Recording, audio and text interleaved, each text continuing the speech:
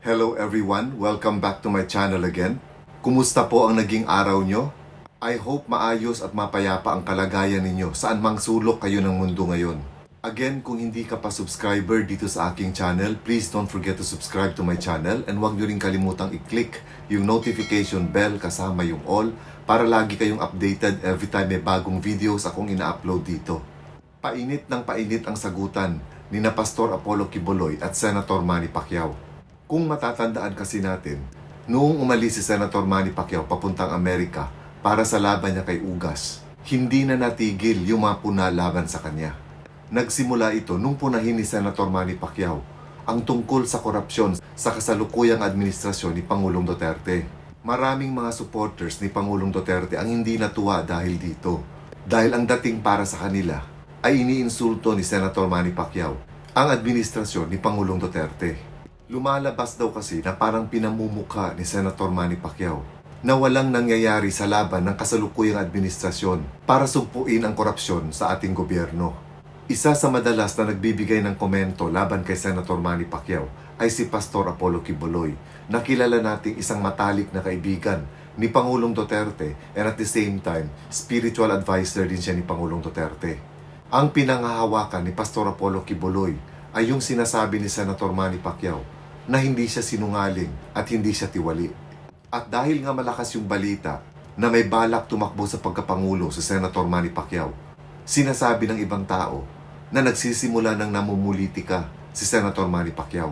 Parang ang dating kasi sa ibang tao ay inaangat na ni Senator Pacquiao yung kanyang sarili bilang paghahanda sa darating na eleksyon na kung saan ay sinasabi nga natatakbo siya sa pagkapangulo. Pero para naman kay Pastor Apollo Quiboloy, hindi siya bilib sa ganitong estilo ni Senator Pacquiao. Hayagang sinabi ni Pastor Apollo Quiboloy na wala nga siyang bilib kay Senator Pacquiao, na hindi presidentiable si Senator Pacquiao. Inusisa rin ni Pastor Apollo Quiboloy yung pagkakaroon ng diploma ni Senator Pacquiao sa University of Makati na nakuha daw niya sa maikling panahon, kumbaga shortcut. Inusisa rin ni Pastor Apollo Quiboloy yung tungkol sa pagkakaroon ng dalawang trabaho ni Senator Manny Pacquiao, yung pagiging boksingero at pagiging public servant, na ayon naman kay Pastor Apollo Quiboloy ay makasariling interes ni Senator Pacquiao ang inaalala niya at hindi ang kapakanan ng taong bayan. Pero ang matinding issue na inusisa ni Pastor Apollo Quiboloy ay yung tungkol sa Sarangani Sports Training Center. Itong proyektong ito kasi, ang may akda nito ay si Senator Pacquiao. Dalawang batas kasi ang ipinasa ni Senator Pacquiao, yung Republic Act 11214 at Republic Act 11224. Ito yung proyektong Philippine Sports Training Center at ito ngang Sarangani Sports Training Center. Ayon kay Pastor Apollo Quiboloy, 3.5 billion ang halaga nitong Sarangani Sports Center at ipinakita rin niya sa isang video ang mga pinabayaang structures na nandun sa loob ng Sarangani Sports Training Center. Makikita doon na sira-sira ng mga ito at tinutubuan na ng mga talahib yung loob mismo ng Sarangani Sports Training Center. Kitang-kita na napabayaan na nga ito. Itong Philippine Sports Training Center at Sarangani Sports Training Center ay inaprubahan ng Philippine Senate Committee on Sports na pinangungunuhan ni Senator Bongo. Pero ang may akda ng mga ito ay si Senator Pacquiao at co-authored ni Senator Sonny Angara. At kung babasahin nga naman natin itong dalawang batas na ito, itong Republic Act 11214 at Republic Act 11224, ang halaga nitong Philippine Sports Training Center ay 3.5 billion at yung Sarangani Sports Training Center ay nasa 200 million. Pero itong Sarangani Sports Training Center actually, walang eksaktong halaga na nakalagay dito dahil kukunin dapat ito sa local government funds. Ang nangyari kasi matapos usisain ni Pastor Apollo Quiboloy yung tungkol dito sa mga sports training centers na ito, nagkaroon agad ng mga usap-usapan na may nangyaring korupsyon sa mga proyektong ito. At ang itinuturong pasimuno ng mga usap-usapan na ito ay si Pastor Apollo Quiboloy. Kung kaya pagka-uwi ni Senator Manny Pacquiao sa Pilipinas pagkatapos ng laban niya kay Ugas, sinabi niya sa isang interview na desidido na siyang sampahan ng kaso si Pastor Apollo Quiboloy dahil sa pagpapakalat daw ng fake news at dahil na rin sa paninira sa pagkatao niya. At si Pastor Quiboloy, inakusahan din kayo.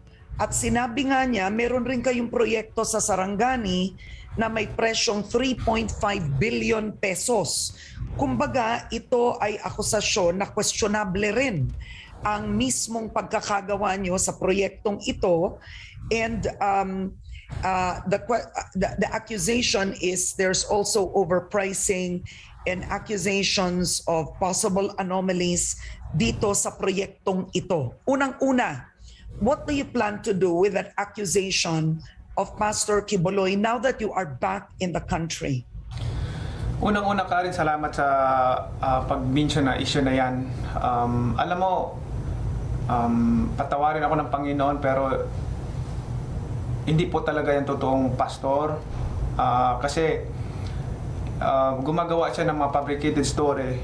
Yung video na kinuha nila, yung pinalabas nila, building po yun nung maliit pa, bata pa ako, nung itinayo yun, 1996.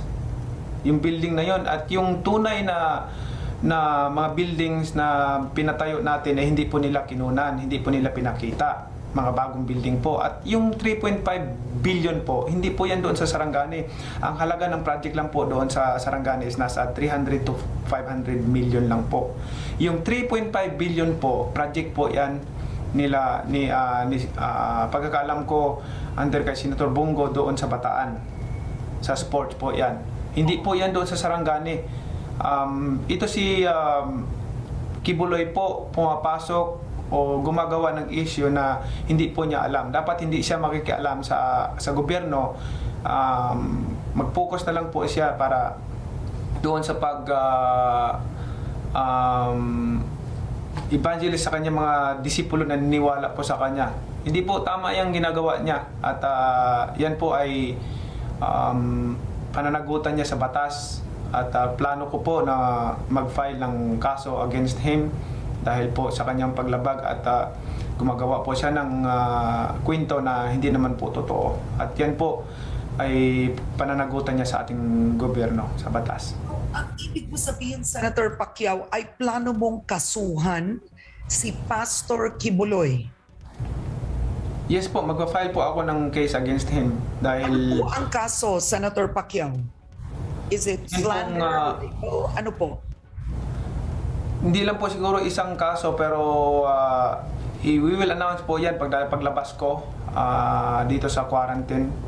At i-formal announcement na announce yan, kasama yan doon at saka pupunta ako mismo magpa-file ng case against him. At desidido na kayo dito, Senator Pacquiao, nakasuhan si Pastor Quiboloy? Desidido na po ako dahil may gobyerno naman tayo at pinagkatiwalaan natin na lahat ng may kasalanan ay idaing natin sa gobyerno at mabigyan sila ng mabigyan ako ng katarungan at parusahan sila ng ating gobyerno.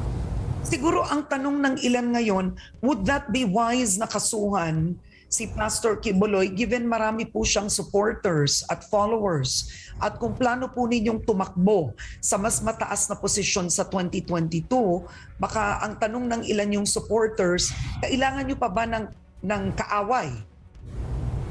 Hindi po ako tumatakbo para i-place ang lahat ng mag-compromise ako sa mga masasamang bagay. Tumatakbo po ako para ipaglaban ang tama at karapatan ng sambayan ng Pilipino at para sa paglago ng ating bansa. Yan po ang adikain ko kung sakaling ako ay tumakbo doon sa pinaka-highest position or magbalik sa Senado. Yan po ang aking, nandito ako sa posisyon na to hindi para sa sarili ko, kundi para sa karapatan ng mga Pilipino. Kaya nga dahil nanindigan ako sa tama, nanindigan ako sa ipaglaban yung mga karapatan ng aking mga kababayan. Maraming mga kaibigan na lumayo sa akin at kasi nanindigan ako sa tama. So yan po, mas importante sa akin ang karapatan ng mga mayang Pilipino, kinabukasan ng ating bansa. Ito ang dahilan ngayon kung bakit hinamon ni Pastor Apollo Quiboloy ng debate si Senator Pacquiao. At ayon din kay Pastor Apollo Quiboloy, hindi siya matitinag sa mga ganitong demandahan dahil sabi nga niya, sanay na siya na magkaroon ng mga iba't ibang mga demanda.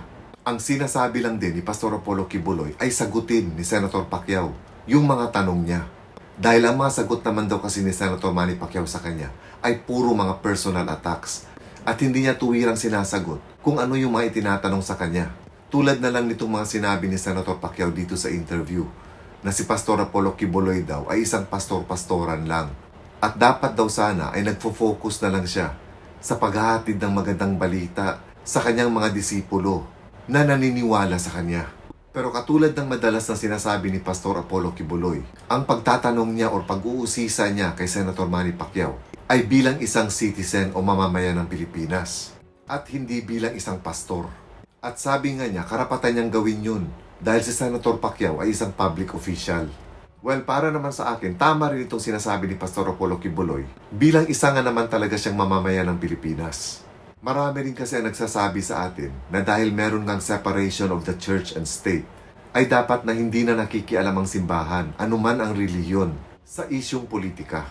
Kaya lang, ang totoong ibig sabihin kasi ng separation of the church and state ay hindi ganun. Itong separation na sinasabi, ang kahulugan nito ayon sa ating konstitusyon ay ang pagkakaroon ng kalayaan ng mga tao para pumili kung anong pananalig o pananampalataya ang gusto nila. Karapatang malaya tayong i-practice kung ano man yung pananampalataya natin, even in public. Na hindi tayo natatakot na merong magdidikta sa atin o di kaya ay diktahan tayo ng ating gobyerno. Free exercise kumbaga. Kung ano ang pananampalataya mo, sundin mo. Meron kasing ibang mga bansa na kung saan ay eksklusibo yung national religion nila. Kumbaga, bawal kang mag-practice or magturo ng ibang paniniwala. Pero sa bansa natin sa Pilipinas, meron tayong separation of the church and state sa konstitusyon natin. At dahil dito, hindi pwedeng makialam ang ating gobyerno kung anumang pananampalataya ang gusto natin. Pero walang kinalaman ang separation of the church and state sa isyong politika. Kung kaya, ito rin yung pinangahawakan ni Pastor Apollo Quiboloy dahil para sa kanya, kung ang mga sinasabi naman daw niya ay para sa ikabubuti ng ating bansa at hindi para ibagsak ang sino mang namumuno sa ating bansa, ay malaya siyang magsalita para magbigay ng linaw sa mga tagasunod at tagapakinig niya. Kaya yung sinasabi ni Senator Pacquiao na sana ay mag-focus na lang si Pastor Apollo Quiboloy sa pagiging isang pastor, sa palagay ko ay hindi niya rin pwedeng pagbawalan si Pastor Apollo Quiboloy. So ayon nga sa abogado ni Senator Pacquiao na si Attorney Pelagio Quizon, itutuloy nila ang demanda. Although wala pa namang sinasabi kung anong mga kaso ang isasampa nila laban kay Pastor Apollo Quiboloy. Pero sa aking tansya, siguro cyber libel talaga ito. At kasama na rin dito yung unjust vexation, yung oral defamation, at pwedeng kasama rin siguro yung cyberbullying na sinasabi nila. Sa ngayon kasi naka-quarantine pa si Senator Pacquiao. Pero sinisiguro niya na paglabas daw niya galing quarantine ay ito yung una niyang aasikasuhin. So ang mangyayari talaga dito, matinding labanan ito ng mga abogado. Dahil alam naman natin na ang pagpapatunay sa isang cybercrime case ay hindi basta-basta. Dapat kasi mapapatunayan talaga na nakakapanira yung mga binitawang salita. At dapat din mapatunayan na yung mga sinabi ay walang katotohanan. At ginawa ito ng isang akusado na may mali siya. Well anyway, pareho naman silang may kaya sa buhay. So kayang-kaya nilang kumuha ng mga magagaling na abogado. Para naman kay Pastor Apollo Quiboloy, sinasabi niya na may mga hawak din siyang mga ebidensya. At pinaninindigan din niya na hindi niya inaakusahan si Senator Manny Pacquiao kung hindi siya ay nagtatanong lang. Kaya nga daw, pinapasagot niya si Senator Manny Pacquiao dati pa. Pero para naman kay Senator Pacquiao, nagpapakalat ng fake news si Pastor Apollo Quiboloy na ang intensyon ay sirain ang reputasyon niya. So let's wait and see kung saan hahantong itong boxing nila outside the ring. Abangan natin kung merong mananockout nga ba dito sa labang ito o magiging tabla yung laban nila. Also, reminder na rin ito sa atin na bago tayo mag-post o mag-comment ng hindi maganda tungkol sa isang tao, let us make sure we have all the facts. Dahil pag tayo ang nakasuhan, hindi lang tayo mai-stress mentally, kundi pati yung bulsa natin talagang mai-stress. Dahil malaking gastusin ang labanan sa korte. Sa ngayon, wala pang sagot si Senator Manny Pacquiao tungkol sa hamon na debate ni Pastor Apollo Quiboloy sa kanya. Ang mga supporters naman ni Senator Manny Pacquiao ang sinasabi nila, huwag na daw patulan yung debate. Diretso na lang daw isampa yung kaso sa korte para sa korte na yung labanan. Dating magkaibigan, ngayon ay magkaaway na. Dahil sa magkaibang paniniwala at prinsipyo. At pareho nilang pinaglalaban ang kanilang mga paniniwala at mga prinsipyo. kung sino man ang tama sa kanilang dalawa. Ang korte na ang magpapasya nito. Sakaling maisampa na ni Senator Manny Pacquiao yung kaso niya laban kay Pastor Apollo Quiboloy. And for the meantime, let us just observe and listen at hayaan natin yung mga abogado nila ang maglaban-laban sa loob ng korte. And that's it for now mga kaibigan. Once again, maraming salamat sa panonood nyo. Patuloy po tayong mag-ingat. Stay safe everyone and God bless.